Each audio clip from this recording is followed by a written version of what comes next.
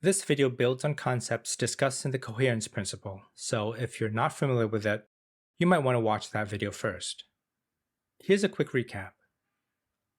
The coherence principle states that you should remove extraneous information from your content as much as possible to avoid distracting learners.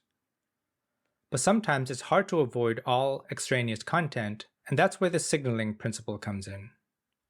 The signaling principle states that we should use verbal or visual signaling to guide learners to what's important.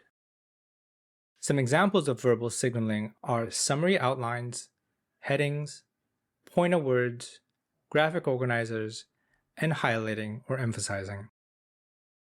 A summary outline is a preview statement that's usually placed at or near the beginning of the lesson, like what I did just now when I said, we should use verbal or visual signaling to guide learners to what's important. Another verbal signal is the use of headings to introduce different sections of the content. Pointer words like first, second, third, as a result, helps learners make connections and understand sequences and processes. Giving learners graphic organizers can help them structure information into something meaningful, like a matrix, hierarchy, or flowchart. These organizers can help learners build their mental representations. You can also put emphasis on important words, either by highlighting them in a different color or putting a verbal emphasis in the narration. In a variety of studies done on paper and on screen, researchers studied the effect of verbal signaling. Before I show you a summary of the effect sizes of these studies, it helps to briefly talk about what the effect size tells us. When we want to know whether something we do makes a difference, we sometimes compare two groups of learners. The control group gets the standard set of materials. The experimental group gets the materials presented in a different way. In this group, it's important that the content stays the same and only the variable we want to study changes. The effect size tells us the strength of any effect we see. An effect size of 0.8 or above is considered large. Between that and 0.5 is considered medium, and between 0.5 and 0.2 is considered small. Usually anything greater than 0.4 is considered educationally significant. With that in mind, here's a summary of the effect sizes of these different studies. The most effective verbal signaling came in the form of headings and pointer words. Some uses of graphic organizers were also effective, but only if used sparingly. Putting keywords in red had mixed effects, depending on the age group.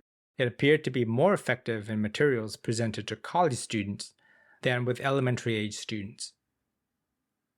Least effective was when the only signaling came in the form of verbal emphasis in their narration on keywords.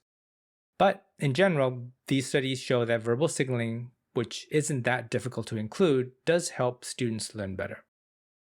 Another type of signaling is visual signaling. Some examples are color coding, arrows, flashing, graying out, coordinated use of auditory and visual cues, and pointing gestures.